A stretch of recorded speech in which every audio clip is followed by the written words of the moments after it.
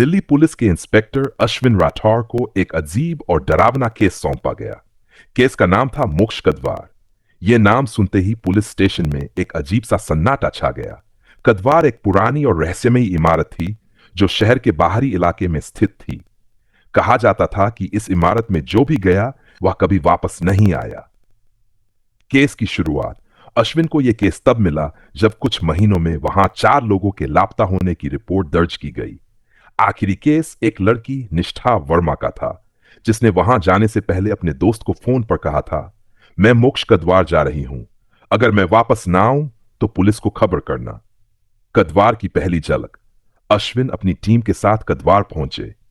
कदवार बाहर से एक विशाल खंडहरनुमा इमारत थी। चारों ओर घना जंगल और अजीब सी खामोशी थी। जैसे ही वे अंदर गए, ठंडी हवा का झोंका और एक अजीब बदबू ने उनका स्वागत किया। दीवारों पर पुराने समय के देवी देवताओं की अर्ध खराब मूर्तियां बनी हुई थीं। रहस्यमयी सुराग जांच के दौरान उन्हें एक पुरानी डायरी मिली जिसमें संस्कृत में कुछ श्लोक लिखे हुए थे। जब अश्विन ने इसे पढ़वाया तो पता चला कि ये श्लोक आत्मा को मोक्ष दिलाने के लिए थे, लेकिन इसमें एक चेतावनी भी थी। यदि तुमने इस द्वार की सीमा लांघी तो तुम्हारी आत्मा कभी मुक्त नहीं होगी। जेस्पिरिट की शुरुआत। जैसे जैसे रात गहरी होती गई, टीम के साथ अजीब घटनाएं होने लगीं। एक सिपाही ने अचानक चीखना शुरू कर दिया, वो आ रही है, वो आ रही है। जब अश्विन ने उसकी ओर देखा तो वह जमीन पर गिरा और बेहोश हो गया। मोक्ष की कहानी। अश्विन को धीरे धीरे एहसास हुआ कि यह कोई साधारण केस नहीं है। उन्होंने गहराई से पड़ताल की और पाया कि यह कदवार पहले एक तांत्रिक का आश्रम था जिसने लोगों की आत्माओं को अपने कब्जे में लेकर उन्हें मोक्ष देने का वादा किया था। लेकिन वह मोक्ष नहीं देता था, बल्कि उनकी आत्माओं को कदवार में कैद कर लेता था। अंतिम रहस्योद्घाटन। अश्विन ने टीम के साथ मिलकर एक पुरानी पूजा विधि का पालन किया जो डायरी में लिखी थी। जैसे ही उन्होंने आखिरी मंत्र पढ़ा, पूरा कदवार हिलने लगा।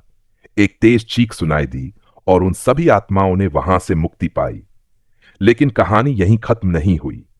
जब अश्विन बाहर निकले तो उन्होंने महसूस किया कि उनके कंधे पर किसी का हाथ था। पीछे मुड़कर देखा तो निष्ठा खड़ी थी। उसने कहा, धन्यवाद इंस्पेक्टर साहब, अब मैं मुक्त हूं, और वह गायब हो गई। अश्विन समझ गए कि मोक्ष कदवार का रहस्य तो खत्म हो गया, लेकिन उसकी यादें उनके साथ हमेशा रहेंगी। कभी कभी इंसान को जो दिखाई देता है वह उससे कहीं ज्यादा खतरनाक होता है। मोक्ष पाने की लालसा हमें ऐसी अंधेरी गुफाओं में ले जा सकती है जहां से वापस लौटना असंभव है। अधूरी सच्चाई, अधूरी मुक्ति। इंस्पेक्टर अश्विन राठौर ने सोचा था कि मोक्ष कदवार का रहस्य खत्म हो गया है, लेकिन उनके दिमाग में उस रात की चीखें और दृश्य बार बार उभर रहे थे।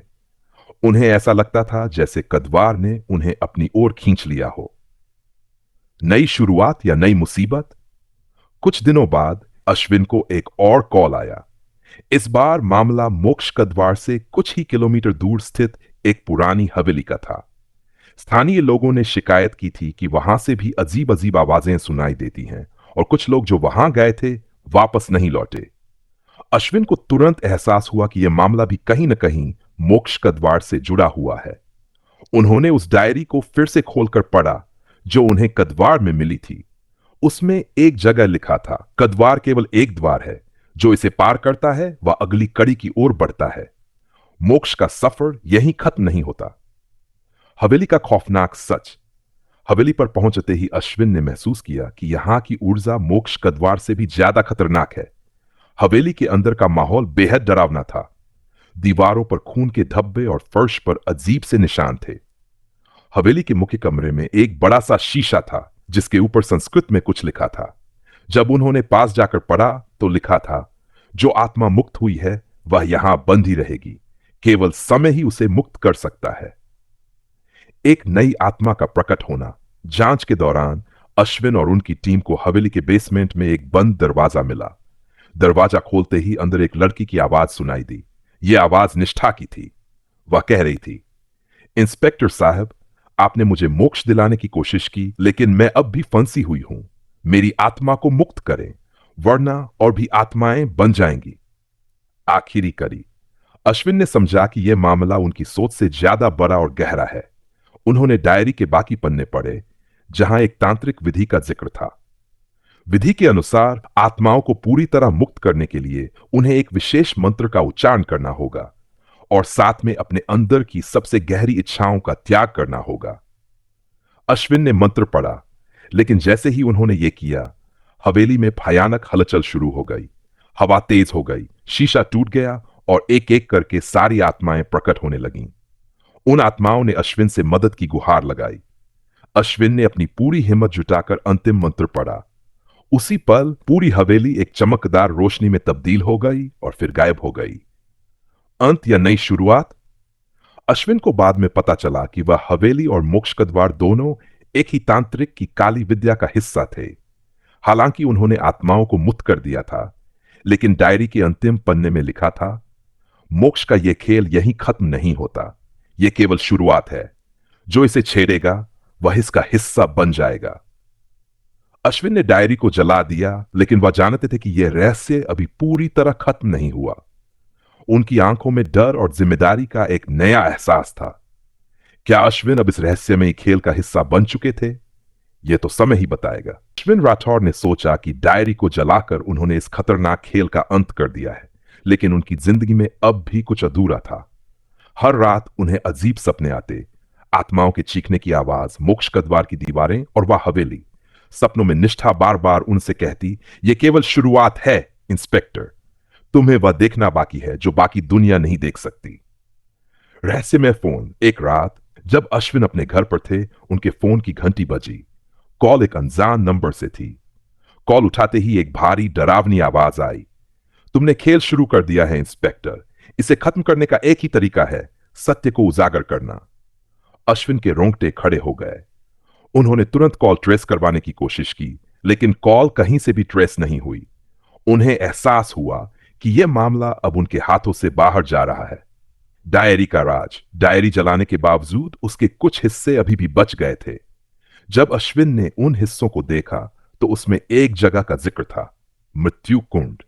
डायरी के अनुसार मृत्यु कुंड वह स्थान था जहां तांत्रिक ने अपनी सबसे शक्तिशाली काली विद्या की शुरुआत की थी, और यही वह जगह थी जहां मोक्ष का द्वार और हवेली का रहस्य जुड़ा हुआ था।